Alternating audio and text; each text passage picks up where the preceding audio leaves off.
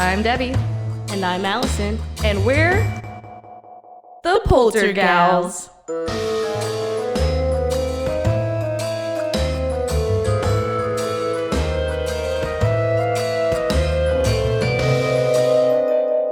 Spooky. Hi, I'm Allison. And I'm Debbie. And we're The Poltergals. So, once again, Debbie's not feeling the greatest. Yay. What is wrong with me? I feel like it's been like nonstop. If you guys can hear it, like I literally feel snot running down the back of my throat right now. So if you guys can hear that through the microphone, I'm sorry. Just know this is as unpleasant of an experience for me as it is for you guys listening. If it makes you feel any better, I feel better. It was a lot worse yesterday. Yeah. Allison, like, literally was, like, force-feeding cough drops down my throat. Like, she literally was like, put this in your mouth. And I was like, okay. It wasn't like that. No, I'm kidding. Well, I did bring a handful, like a giant handful of cough drops. And I was like, here. Yeah. That's okay. She takes care of me. Sometimes. It's fine. That's how I know she loves me, even though she'll never say it. What? Never. She'll never say it. Me? It's fine. No, it's fine. Well, welcome back to another episode. Are we in 2023 yet? Are we recording in the future? Technically, we're in the past. Yeah. But this episode will come out in the future. 2023. So it's kind of like a blast from the past. In the future. So Happy New Year's, everybody. Yeah. You made it to another year of listening to the Poltergals. How does that make you feel? You should be ashamed. No, I'm kidding. You should be glad that you stuck around with us this entire time. And seen us and learn together and grow together and what are all those other good things that people do together? A family that has spooky stories together stays together, right? Sure. Totally. Well. All right. Well, this story is Grove Park Inn in Asheville, North Carolina. Ooh. I really want to go to Asheville. I hear they're like a really good music city. I hear there's a lot of cool stuff. Also, I know a really cool couple that just opened a art gallery there. I mean, I don't know them, but I like know of them. They're like YouTube famous, so but I want to go. You know, I want to go to that part of the country. Yeah. Because honestly. I've gone to New York City. Mm-hmm.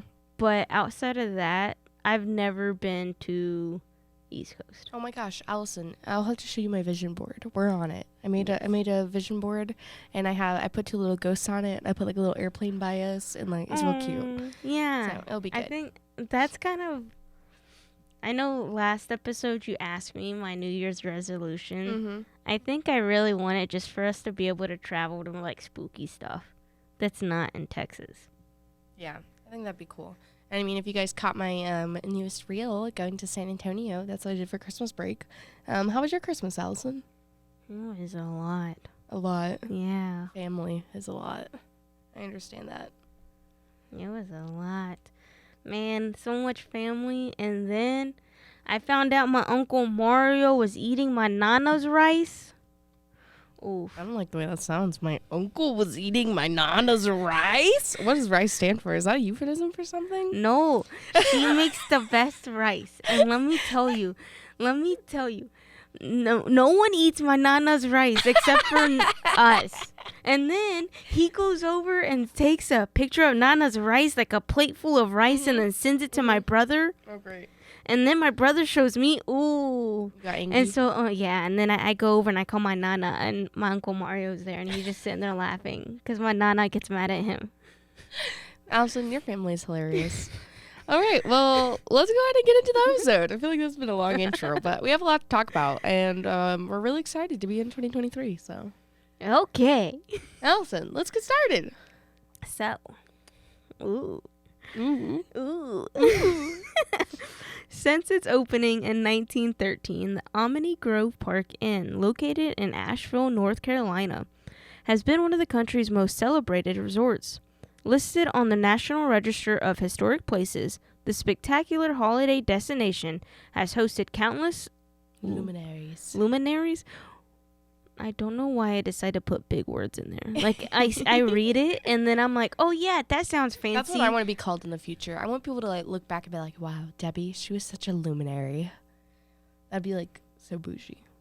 You know? Like, that's, like, my goal. I want to be in the luminaries. Yeah, I don't know why I put bougie words in here for bougie places when I could just put bougie. But then if I read the word bougie, I want to even know that it says bougie because I don't know how to pronounce words. Yeah. Anyway. So the luminaries over the years, including U.S. President like Woodrow Wilson, Franklin Delano Roosevelt, and Dwight D. Eisenhower. Wow. Yeah. JFK. FDR. DDE. I don't know. Why do they all have, like, their middle initial? I don't know. Anyway.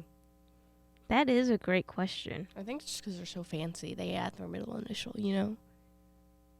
Like, so fancy, you have to have your middle initial. Like, oh, that wasn't just Debbie Wright. That was Debbie L. Wright. Just like you're so fancy that you have to change the E Deborah to your name L. Wright. to Edward. Yeah. Because apparently Howard E. Butt wasn't good enough. No, Howard Edward Butt. He had to change his whole name to make it Edward. I like that HEB is the example that you use. It's the only example that I knew of that I could think of on the spot. Hey, that's fun. We always talk about how much we love HEB, so. That's HEB sponsor us. We're both former employees, so it's Yeah. great. It's the perfect setup. It's a perfect setup. Set up. Anyway. The history of the Grove Park Inn traces back to an aspiring pharmacist named Edwin Willie Grove. Again with the middle name. I know, that's what I'm Is this saying. gonna be a continued thing throughout the episode? Let's Maybe. find out. Maybe. I kind of forgot because it's been a while since I I did the research. So, born on a rural farm in 1850s, Grove pursued a career in pharmaceuticals in order to elevate himself out of severe poverty. The first step in Grove's grand plan involving purchasing a pharmacy in Paris, Tennessee. Not Paris, France. No, Paris, Tennessee. You know, we have a Paris, Texas, too. I know. Wanna go to Sad. Paris? You know, one of the most common cities that starts with a U is Union.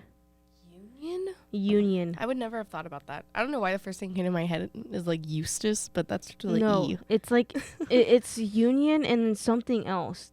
But like, there's a lot of states that have Union whatever. Like, there's a Union, Texas. I was gonna say I know like Union Way sounds like a popular road, but I don't know. Yeah, it's super weird. Cool. The more you know. Anyways, he invested all of his time formulating a tasteless formula that could fight malaria. Yay.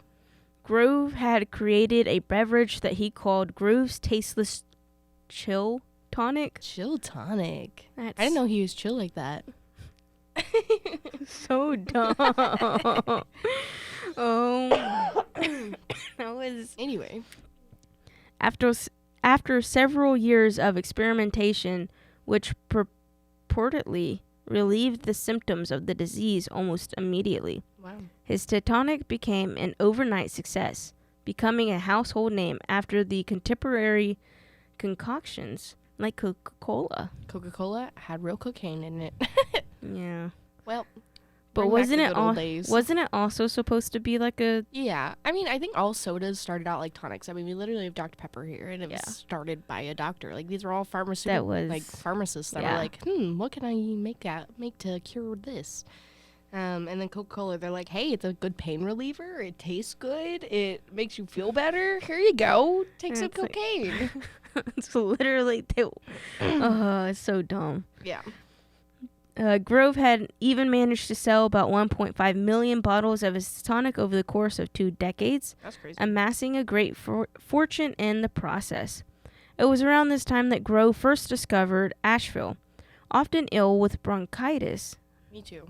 That's what I have right now. Is that bronchitis? No, you're right. Bronchitis. Okay, I was like, have you ever had bronchitis? I literally get it every year, twice a year. Oof. Yeah, I get it once, typically around this time of year, and then once again at the start of the new year. I don't know. I don't have insurance, so I can't go to the doctor. So I'm just living this out. Whatever's happening right now. I'm just going with Mine gets so bad that it like hurts to breathe, and like my chest, like I can feel it in my lungs. See, I have asthma, so anytime I get sick, it's already like that. Yeah, like literally me last night, I was like, Cameron, I'm so sorry, I'm breathing so loud. I cannot breathe out of my nose or anything. So yeah, no, mine's bad. Oof. So Grove's doctors recommended that he convalesce in the clean mountain air of It's basically like the same thing with like Estes Park, where they're like, oh, you can't breathe very well or you're sick. Just go get some mountain air. You'll be fine. That's so Just go somewhere weird. high up in the air and just breathe. Where the air is thinner? Yeah, I think so. I think it's supposed to be easier to breathe. I think the oxygen count might be higher, but I've also heard that like you can't breathe as well. No, I don't know. Something about clean mountain air. That was the cure-all for everything back in the day. So weird. Yeah.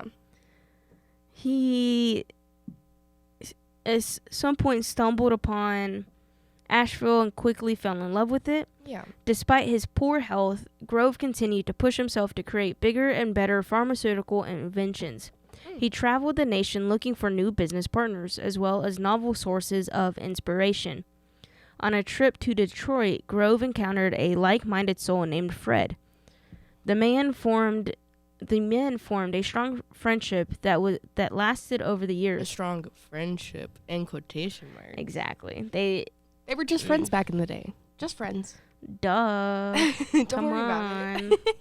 Who do you think they are? I'm just joking. I don't know. You think they living in 2023? Maybe. You never know. They might have just been friends, or the men formed a strong friendship in quotation marks. That's just all it was. Yeah, that's all it was. Don't worry about it. So Grove in history will call them friends. So dumb. So Grove eventually invited Fred to a summer residence in Asheville, where they decided to work together operating the Paris Medicine Company. Grove and Seeley, which is Fred's last name, nevertheless started to see that another economic opportunity awaited them in Asheville itself. The two realized that the tranquil environs of Asheville provided the perfect setting in which to promote the health and well-being of the nation's Orrery. Orrery? Sure. Where they get ore? I don't know. That's a weird word. They quickly began planning for the creation of the grand hotel that would embody these sentiments. In 1909, Grove and Seeley purchased some 400 acres of land near Sunset Mountain to serve as the site of their scheduled retreat. Secluded. You know what? Scheduled retreat. Yeah, well, you got to schedule a retreat for that. I guess so. Maybe you're right. Duh.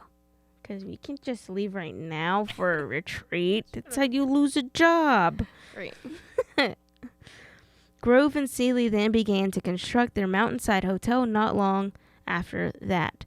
But they struggled to find the right architectural layout after rejecting the plans from several prominent architects. They're like, you're not good enough for us. I mean, I'm assuming if it's still a thing, which I think it is, I could imagine why they're picky. I wanted it to be a test of time and be beautiful, of course. I mean, duh. Because these two men that are best friends just care about interior design so much. I think you're inferring something a little too much, Debbie. No inferences here. You know what they say when you assume. It makes an ass out of you and me. Anyway. So Grove and Seeley then began to construct their mountainside hotel. Seeing eventually resolved the problem by presenting his own sketch of the hotel, which Grove quickly adored. He was like, look at this cute little lake. I was going to say, you got something about that? I do got something. He was like, look at this little picture I drew. What do you think if we did this? And then the other guy was like, oh my gosh, like that's so cute. I adore that. And then they're like, let's build it. I mean, apparently, yes, that's what happened. That is exactly what happened. Seeley's own plan called for the use of arts and crafts style architect in the hope that the structure would properly reflect the rustic culture of the Blue Ridge Mountains. The project provided to be a mammoth undertaking. Some 400 men worked on the building. Oh, of course they wanted 400 men working on their building. Like, oh, Johnny, can you climb that ladder once again? Boy. Oh, boy. Anyway, 400 men. Building after logging 10 hour per shifts over a 6-day week. Oof. That's yikes. The construction crew lugged thousands of pounds of granite up the mountain with just the use of rudimentary tools like mules and wagons. That's crazy. Nevertheless, Sealy Grove and their massive team managed to complete the hotel in just under a year. Named the Grove Park Inn. Oh, they named it after Grove. That's cute. How nice. I knew. The doors swung open for the first time on July 12th of 1913. Then Secretary of State William Jennings Bryan even gave the keynote address in which he proclaimed that the destination was built for ages. Wow. Charles Sammons of the massive real estate conglomerate. What? Conglomerate. It just means like a combination of multiple estates. Yikes. I feel like I'm like the little clipboard. Like, am I just Clippy? Like, anytime I'm like, hey, that's what this means. Listen, big words hard. It's okay. Sammons Enterprises acquired the entire building in 1955. Through Sammons Enterprises, Charles Sammons and his family significantly transformed the Grove Park Inn into a leading international resort. Mm. The accumulation of their work transpired during the late 1980s when they added the resort's renowned multi-million-dollar spa facility. Wow. The Sammons eventually sold the Grove Park Inn to KSL Resorts in 2012, which in turn sold it to the Omni Hotels and Resorts roughly a year later. Fancy. The company then began an extensive rehabilitation of the entire resort at the cost of $25 million. Oof. Omni Hotels and Resorts subsequently renamed the location as the Omni Grove Park Inn, a member of Historic Hotels of America since 2007. The Omni Grove Park Inn still maintains its status as being one of the most exclusive places and vacation throughout the entire United States. So we can never go there because we cannot afford it. Pretty much, yes, because they're expensive. Very expensive. The Omni Grove Park Inn is a historic resort located in the Blue Ridge Mountains in Asheville, North Carolina. It was built by Edwin Wiley Grove, of course, who, again, invented all that tonic,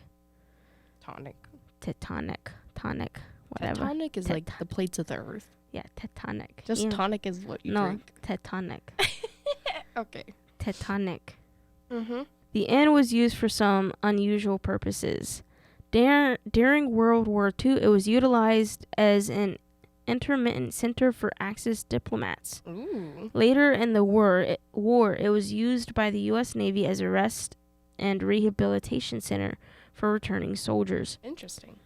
In 1944 to 45, the inn was an army redistribution station, where soldiers rested before being assigned to other duties. The Philippine government operated in exile from the presidential cottage on the grounds during World War II. The Grove Park Inn has attracted many celebrities in the past 100 years, including William Jennings Bryan, who spoke at the hotel's opening, Thomas Edison, Henry Ford, Harvey Firestone, Albert Hubbard, Woodrow Wilson, John D. Rockefeller, General J. Parrish, Dean Smith, Jerry Seinfeld, David and Amy Sedaris. Yikes. So many people. Yeah. A lot of people. Also, William Howard, Franklin D. Roosevelt, and a bunch of people like that. Scott Fitzgerald, Will Rogers, Bobby Jones, and even Barack Obama. Yeah. F. Scott Fitzgerald lived at the inn for about a year in 1935 to 1936 when he was struggling with tuberculosis and alcoholism.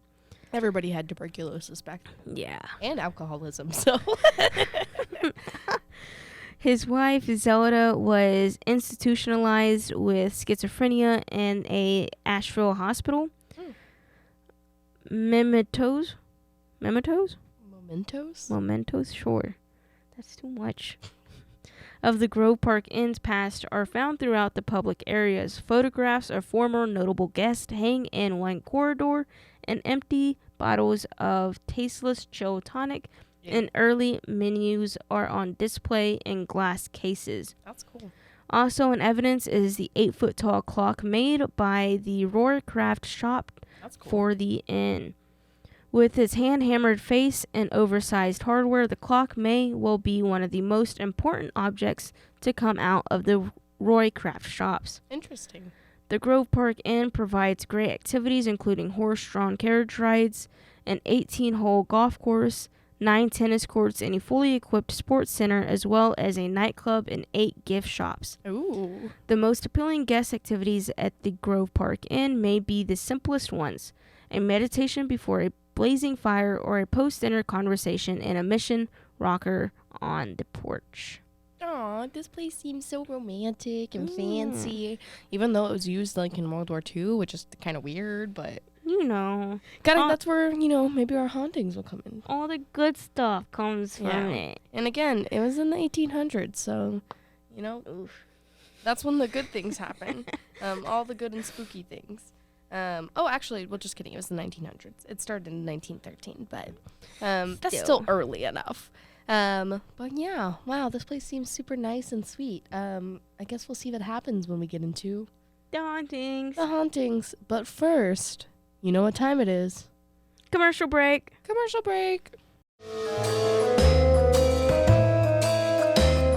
And now, a word from our sponsors. Spooky.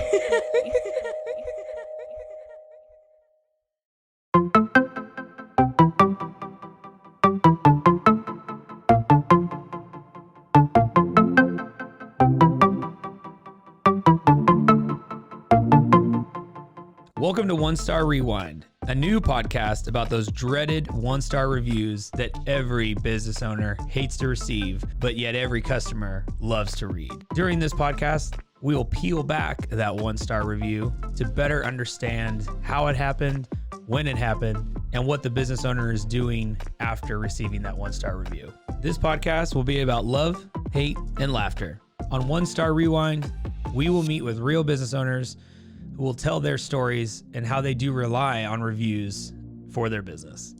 Follow us on Facebook, Instagram, or download us at roguemedianetwork.com. Please subscribe, but only rate and review for not a one-star review. Join us each time for a new review and a new story.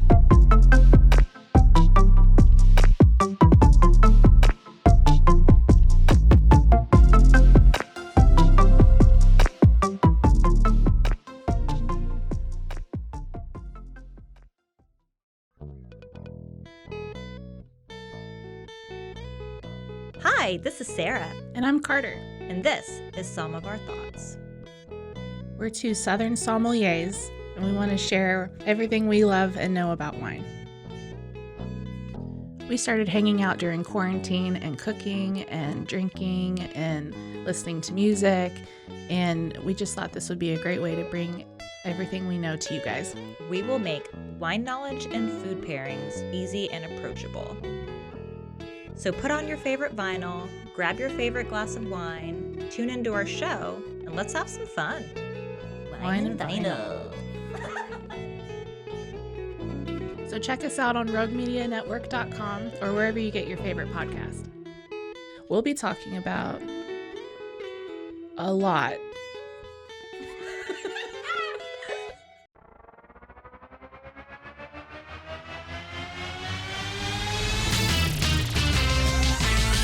Frozen, heroes. Gonna tell you about Frozen, heroes.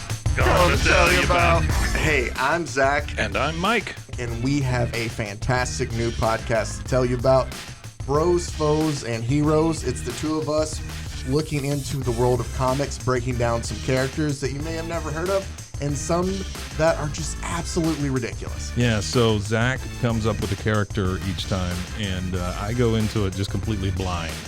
I don't know who this person is or what their abilities are or anything. And basically, I guess we kind of go over their origin story and just some of the ridiculous stuff that maybe, especially Golden Age stuff. Oh, Golden Age stuff is always the best, and we will make sure to highlight all of the shenanigans and just absolute weirdness of everything. Yeah, that's right. So subscribe today and follow us on Instagram at Bros Foes Heroes. And if you don't, I know where you live. Not really, but please subscribe. Bros and Foes and Heroes. Gonna tell you about Bros and Foes and Heroes. Gonna tell you about.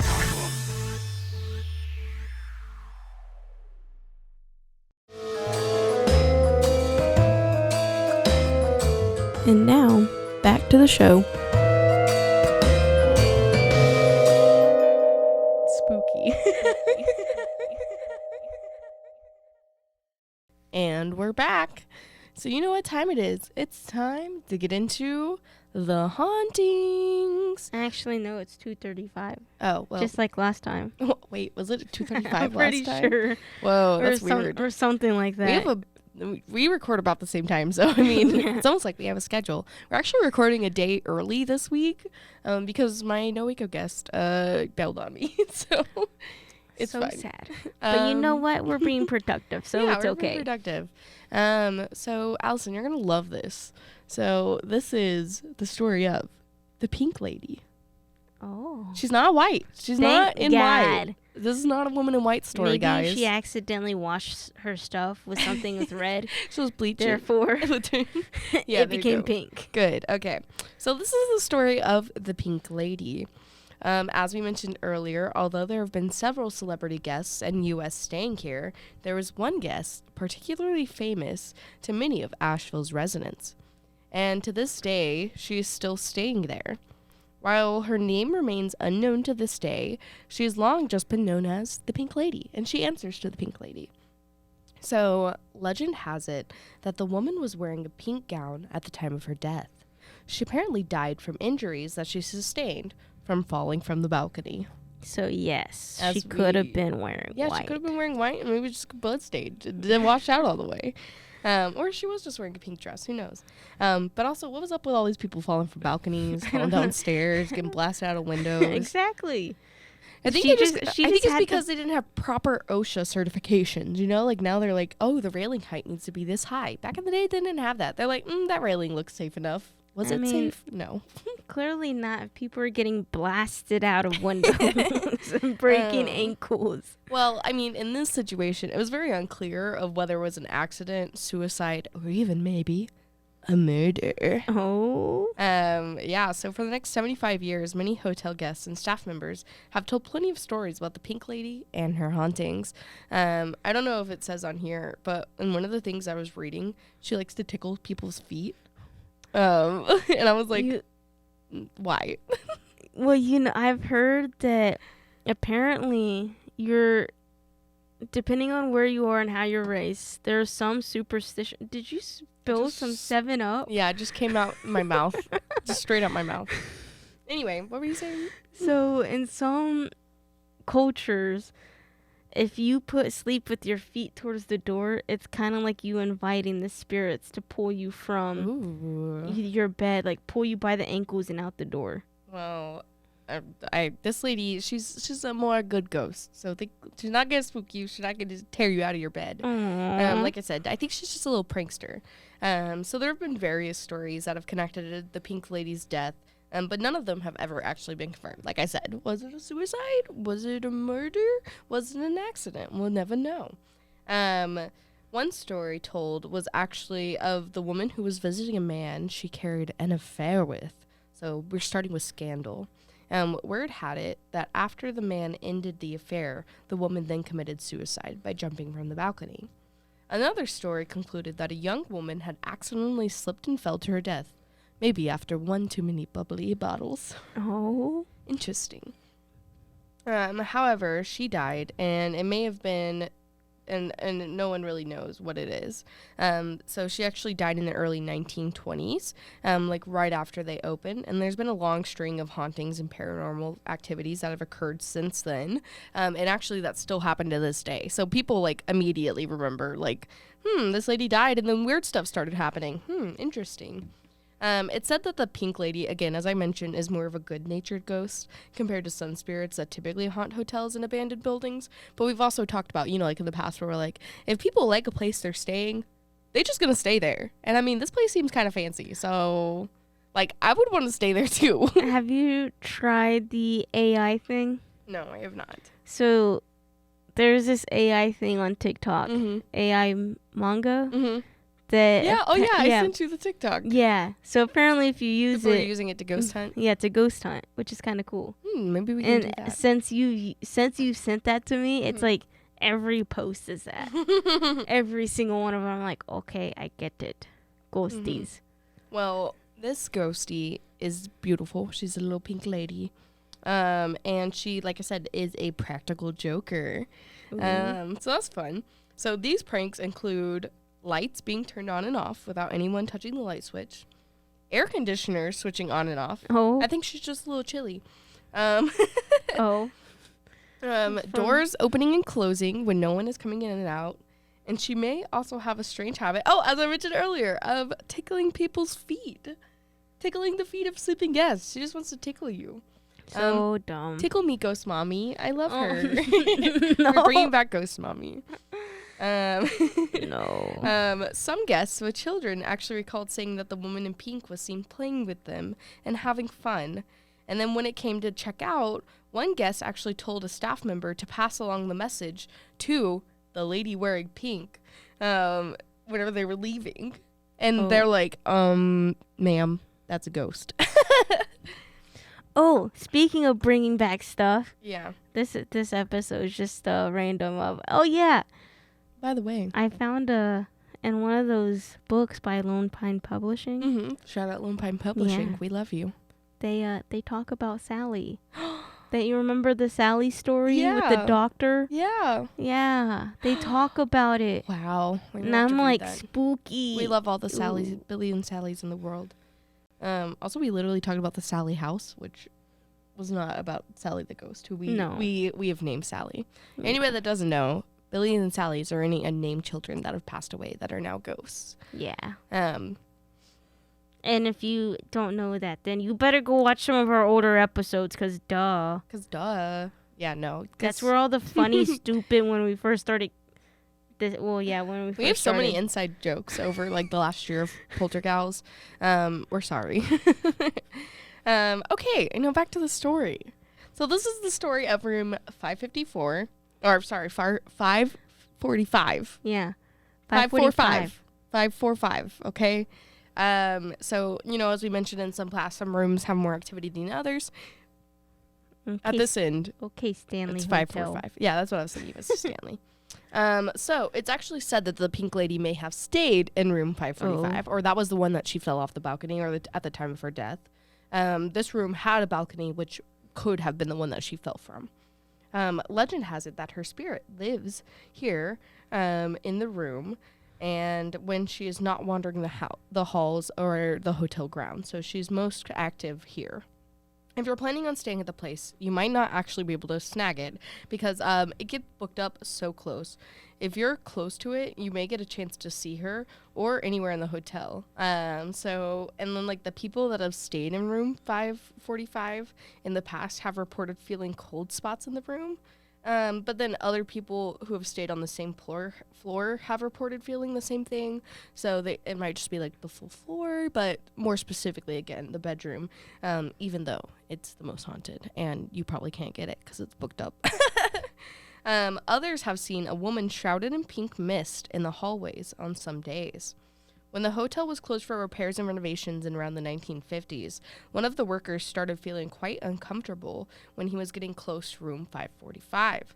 He started to get cold chills to the point where he decided to just leave the floor quickly, and he literally never returned.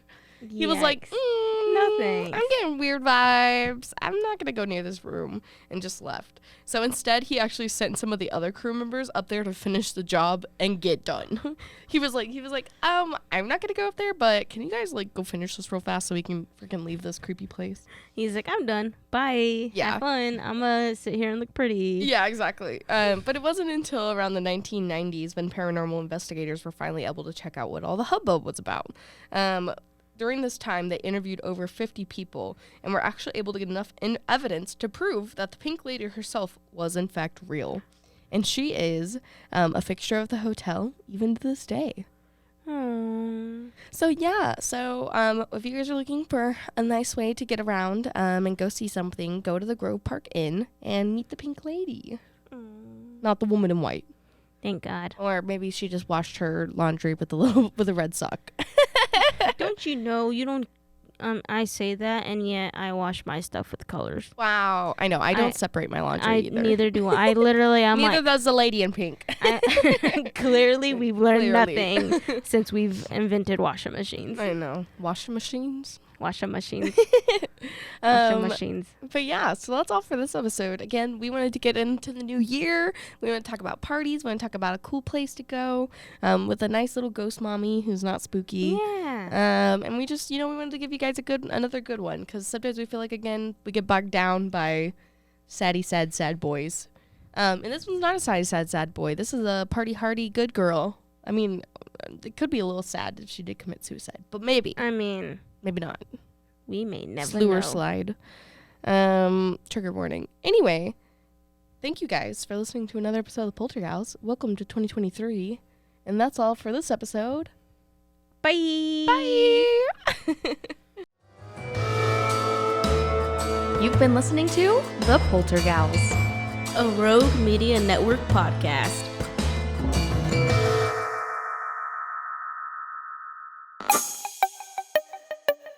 This has been a Rogue Media podcast.